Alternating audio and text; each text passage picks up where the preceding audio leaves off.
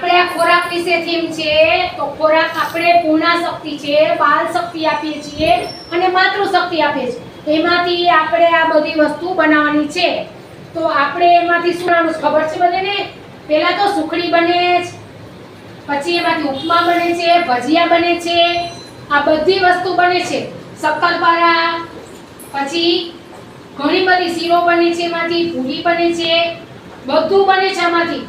તો બનાવતા ફાવવું જોઈએ, ન ફાવે તો મને બધાય બોલાવજો ફોન કરીને, તો હું બધાના ઘરે બનાવી જઈશ।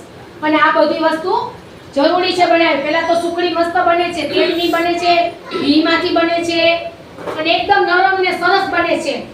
કડક નહીં કરવાની, હંમેશા સુખડી નરમ કરવાની, તો જ બાળકોને ભાવે, મોટાઓને ભાવે। સુખડી બનાવવાની રીતે અલગ છે। પહેલા આપણે શેકી લેવાનું, પછી ઉપર ગોળ નીચે ઉતારીને નાખવાનો ગોળ, તો સુખડી સરસ બને। અને ઉપર ફૂલ શેકીને પાવડર એકદમ ઉપર ગોળ નહીં નાખવાનો તો કડક થઈ જાય। એટલે નરમ બનાવી એના અલગ છે પ્રયાગ, અને કઠણ બનાવી તો એ અલગ છે। એટલે આમાંથી માતૃશક્તિ અને બાલ શક્તિમાંથી બધું બની શકે છે।